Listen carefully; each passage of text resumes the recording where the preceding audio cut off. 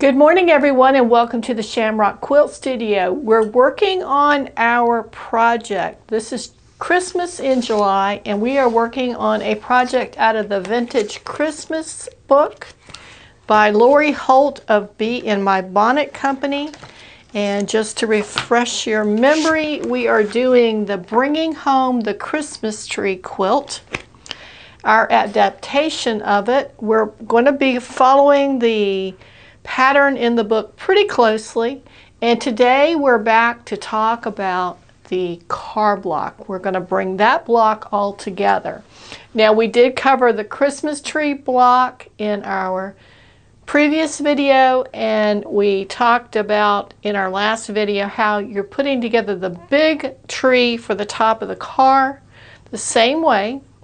And we covered some of the elements of the car block in our last video.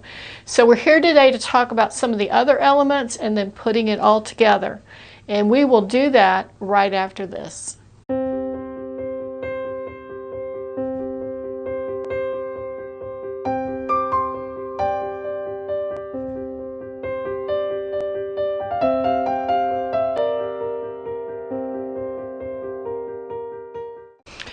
Okay, we're back and we're going to be talking about our car block again. This is our second video on the car block, and we're going to talk about some of the other elements of the block and then how to put it together. But before we go any further, if you would take a minute to give us a like for this video and subscribe to the channel if you like it. And also, if you missed any of the previous videos, go check the playlist on this quilt and you'll see all of the videos. They'll pop up as soon as the video is released to the public. And if you can't wait that long, you want to see it even faster, consider being a member to the channel. It's very inexpensive and you see the videos just as soon as I publish them. So in some cases you may see those a week or two or maybe even more before they're released to the public. So that's an option.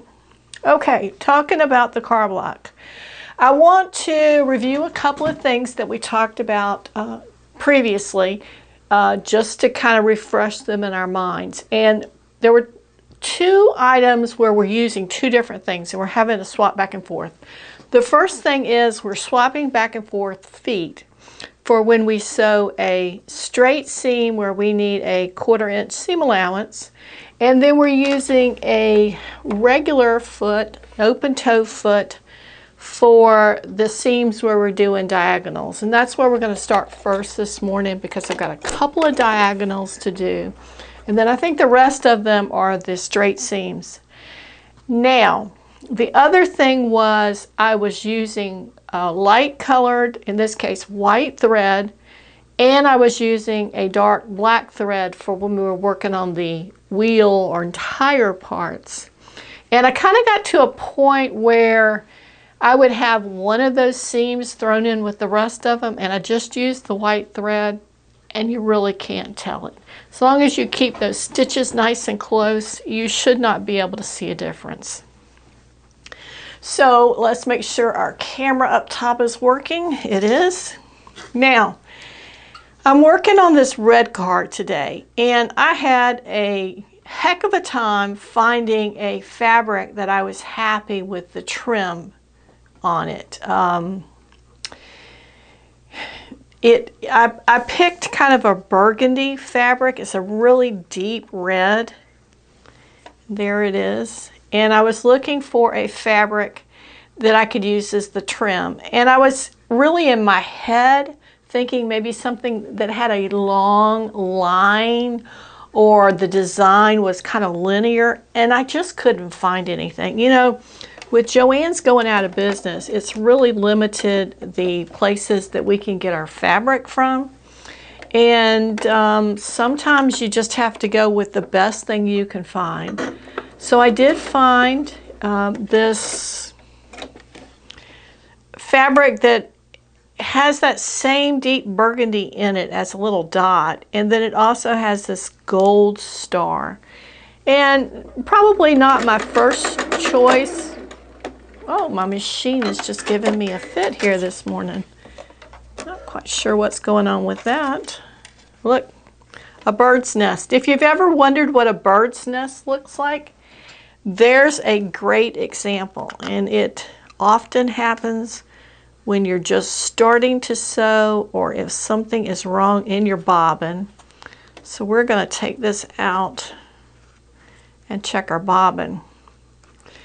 But anyway, back to the fabric. Like I said, it wasn't would not have been my first choice, but it was really the only thing I thought that would go with our color scheme, and it would go with the fabric and not look so out of place. Now, I'll tell you this, I have finished 4 of the 6 cars, and of those, I have one that I'm not real crazy about the trim fabric. I think it's just a little too bold. But I think we're just going to move forward with it, and then if we get a little further when we're kind of putting them together to see what they look like and we still don't like it, then I'll swap it out. But I think it'll be okay. Now right now I'm working on the trim pieces for this red car. This was the last fabric I bought. In fact, I just bought it yesterday. And I had 3 little pieces that I need to sew before we can get started this morning. Now, as you may remember, in our process, I did make a copy of my cut sheet out of the book, and that's allowed me to keep track of which pieces are which. Let me grab some scissors. I tidied up in here last night, and I think I put everything away. So let's just clip these. And then I don't think we're going to press these. I think I'm just going to pin them so we can keep moving.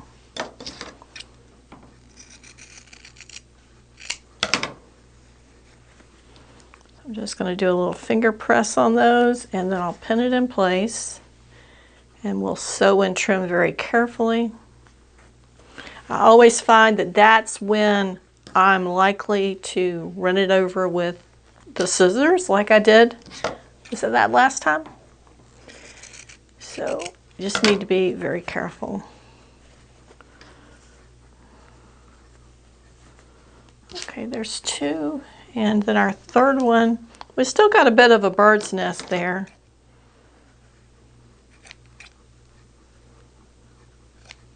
I'm just going to trim it up a little bit and move forward.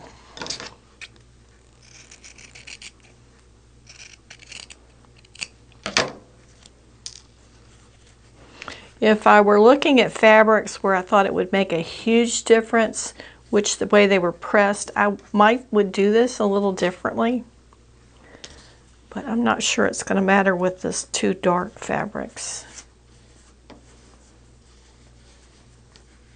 Okay. Put a nice crease in there. All right, we've got those done at least for now.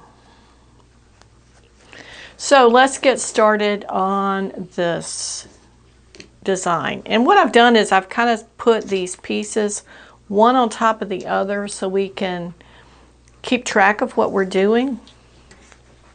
For example, this particular piece, here we have it sewn together, and then we're going to need to sew this. And the way I keep it straight is that I do this, and I have just goofed that up. So I think what we're going to do, sorry.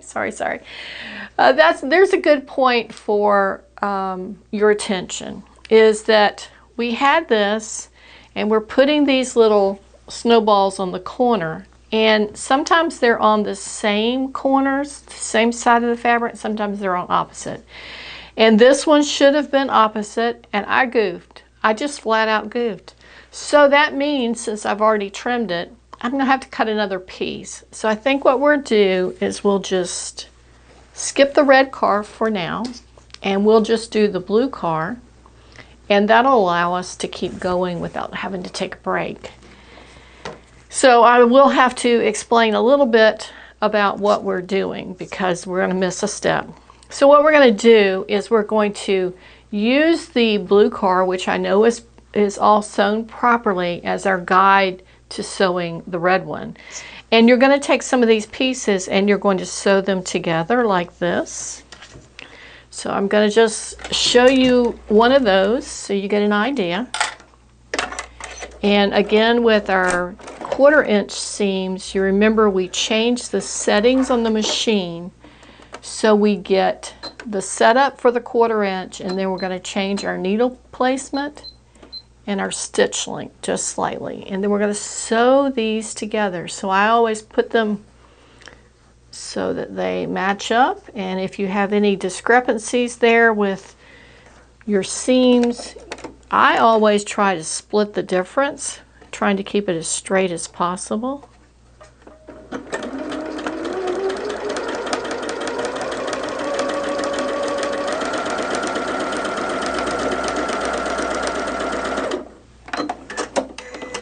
Just like that.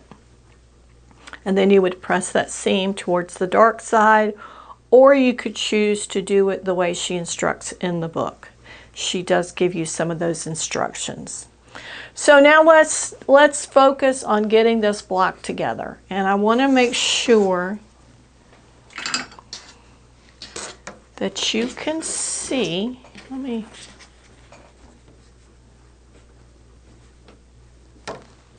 this all together.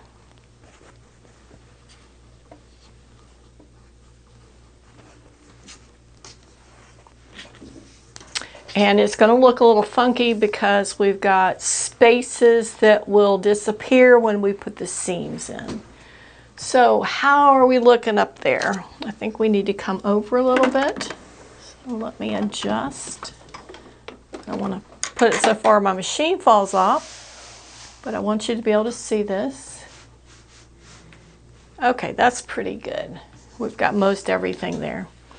So we're going to start putting this together, and as you can see, the elements of this are the tree section, which we talked a little bit about before, and the technique for putting that together is covered in the tree block, the big one we did.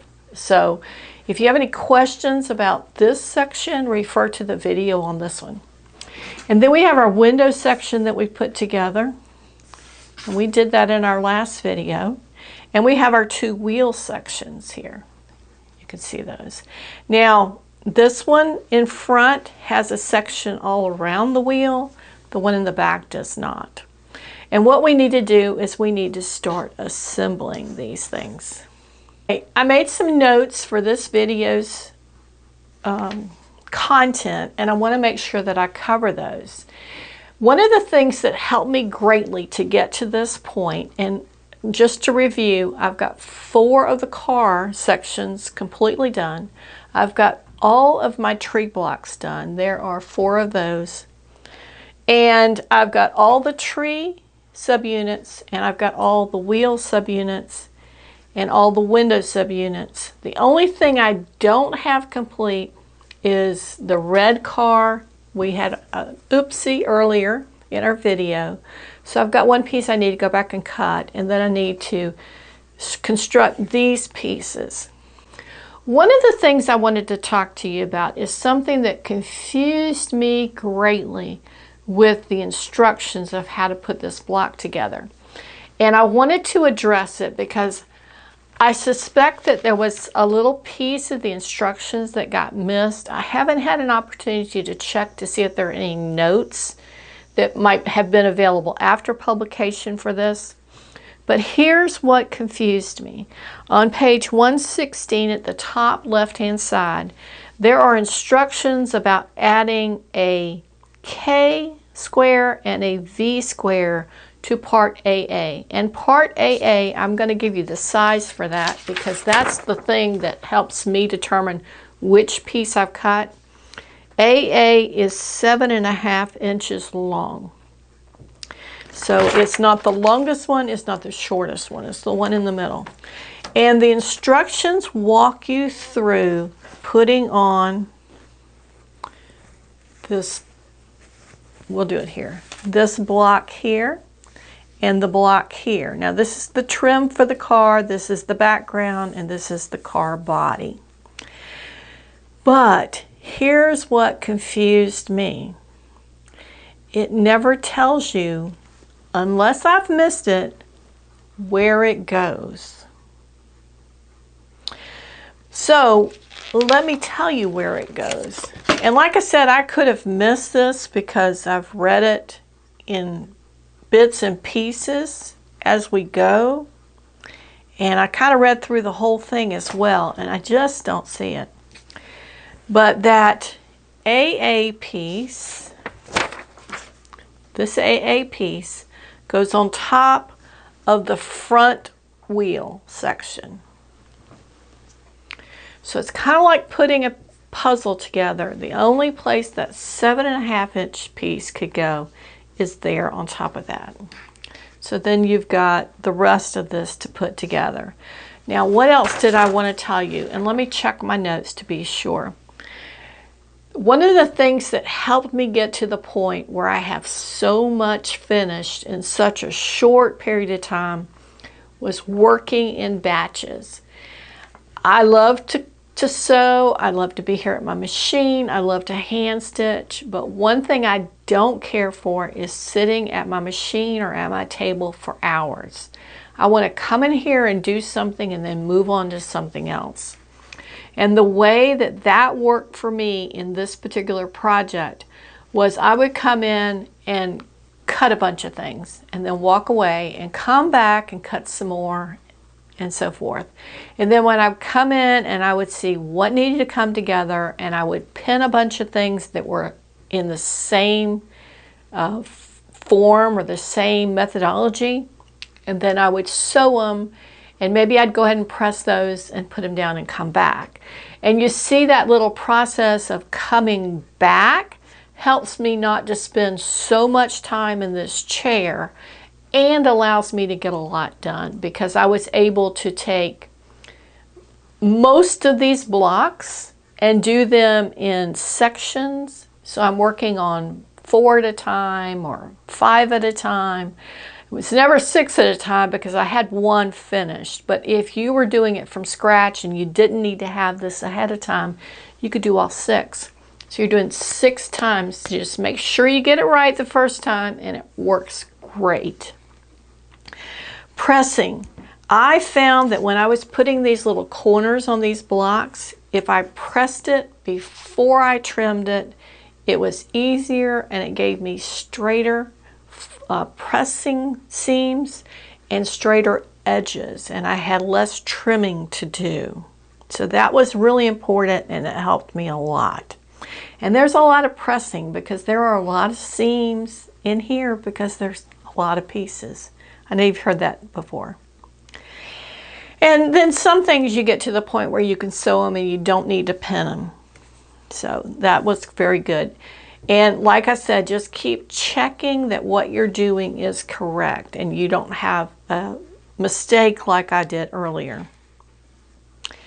I think that's pretty much it for my notes about what we needed to cover. So here we are in this section. And the way this goes together is these 3 pieces have to sew together and they're attached to this. And then this attaches to this, and that attaches to this and to this. So we don't really have that much sewing to do, but it has to be done, right? And you can either choose to do these by pinning, or if you've got a pretty straight edge of your fabric and everything is pressed appropriate, you can just move forward. So I'm going to adjust this back a little bit because it's a little far for me to have to sew, and I'm just going to sew, and we'll probably put a little background music on this and just show it to you coming together. And then that way I think we're going to have a shorter video today, and by the time we're done we should have it all together. So I hope you enjoy this little overview, and it's probably going to be sped up a little bit, which will make it just a little bit more enjoyable as well. So we're going to start here by putting these 3 pieces together and sewing it to the trim.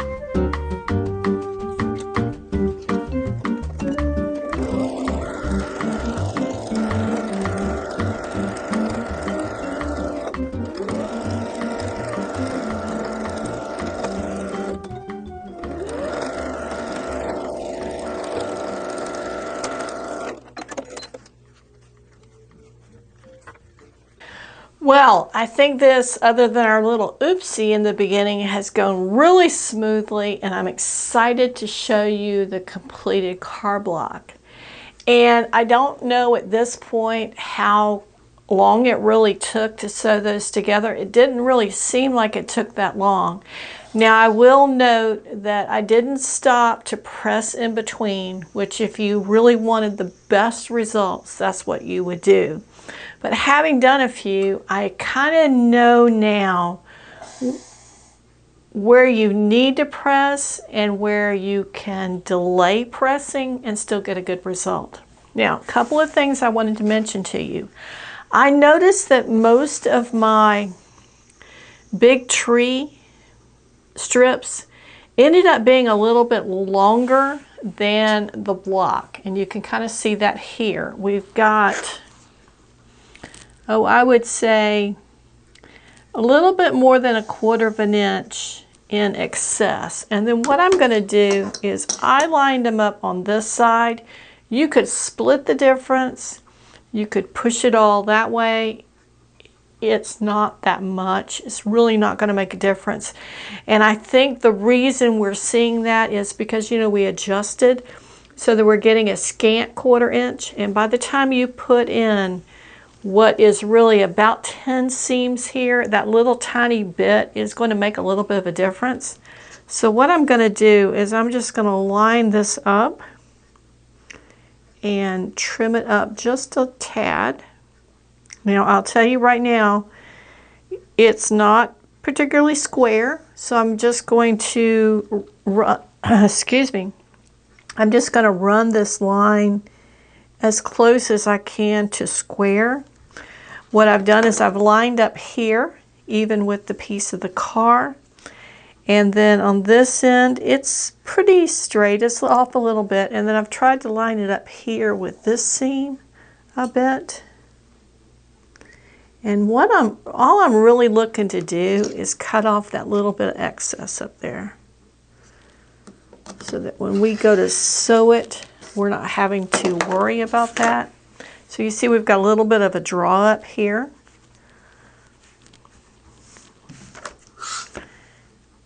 And you see what that little bit did?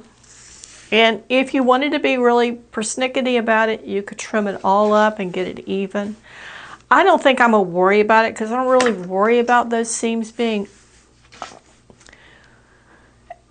totally accurate. I know that's kind of a crazy thing, but as long as it's pretty close, it can take that variation. So there's our completed card block. It's still got lots of strings on it. So we'll need to work on getting those out. One's right there is bothering me.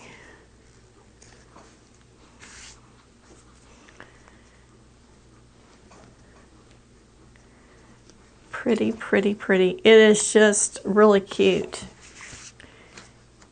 And you can see how it all comes together. Now it's a little finicky in the beginning when you've got all those pieces, but as you could see, we had 1, 2, 3, 4, 5, 6, 7 pieces when we started to get this. We got this 3 together, we added the trim, we added the front, we added the windows, and then we added the tree, and we've got the whole thing. I particularly like this color in this. It gives me a vintage sense.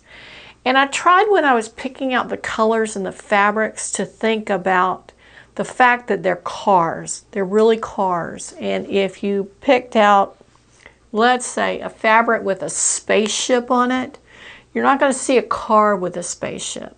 So I tried to use the colors in the book as a guide to the ones that I picked. But all in all, I tried to stay away from things that I really couldn't, even with an imagination filter on, I couldn't see it as a car. So we've got this kind of teal blue color. We've got a baby blue. We've got 2 reds. We've got the really dark burgundy red and then more of a Christmas red. We've got a yellow car. And what am I missing? Yellow, green. Let me look at my picture and I can, we've got the teal, we've got 2 blues, that's 3, 2 reds, and the yellow. So I did have them all.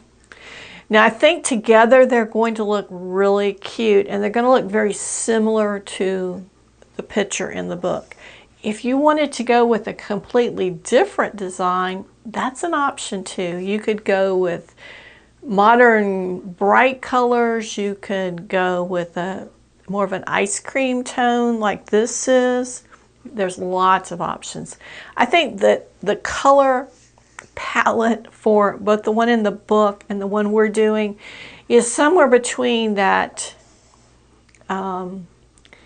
springy ice cream colors and traditional Christmas. So you've got lots of the greens and the reds of traditional Christmas, and then you've got some vintage colors in there with the kind of teal. Now mine is not quite as teal as hers, but it's close.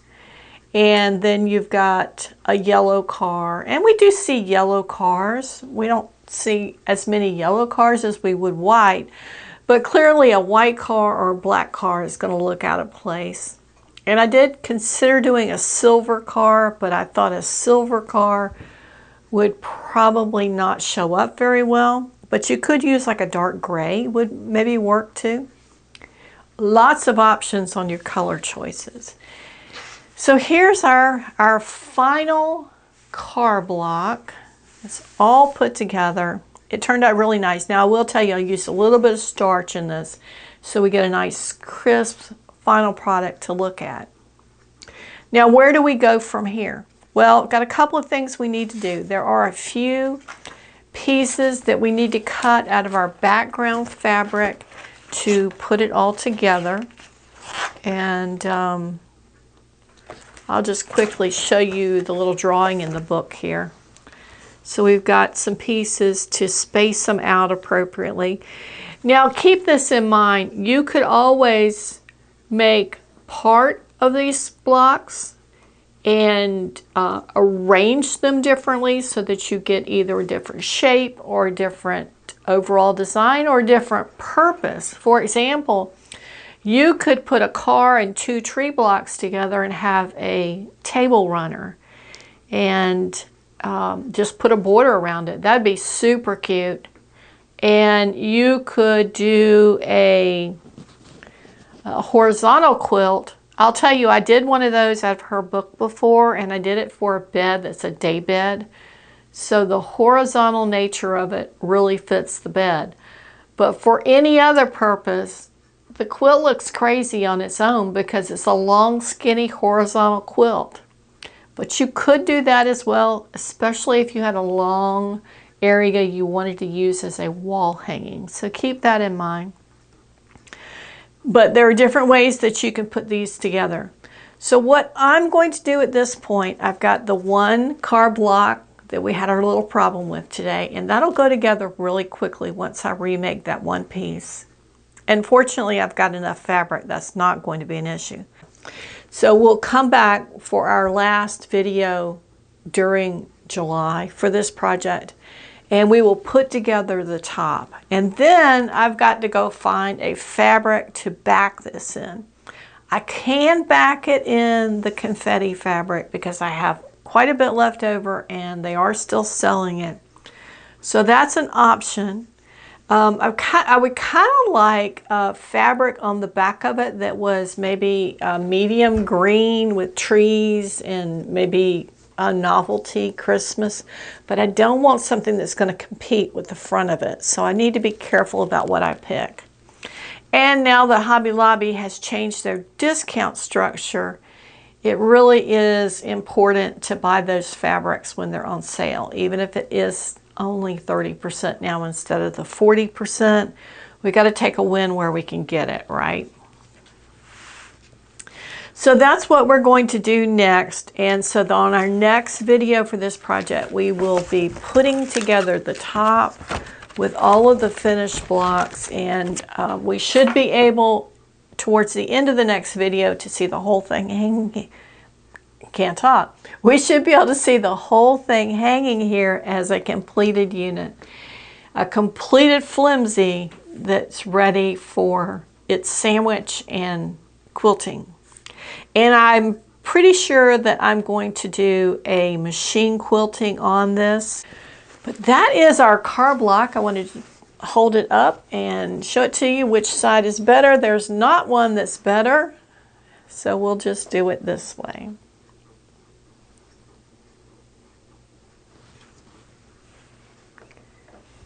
It's a cute block. By all accounts, it is super cute. A little finicky, but super cute. And time and patience, I think just about anyone can do it. If you can master sewing that seam from one corner to the diagonal corner in a square or rectangle, you can do it. That's what you need to work on. And as much as I have said over and over and over how much I dislike flying geese, there are a lot of flying geese in this quilt. There are 108 flying geese in this quilt. It's the one thing that repeats itself over and over again. So if you're going to do it, it's something that you need to master or get comfortable enough with it that you can work your way through. Thanks so much for joining me today. We've got one more video next week on this project. And if you liked what you saw, if it's helpful at all to you, give us a thumbs up. Be sure to share this with your friends and subscribe to the channel. And of course, we'll see you next week at the Shamrock Quilt Studio. Bye.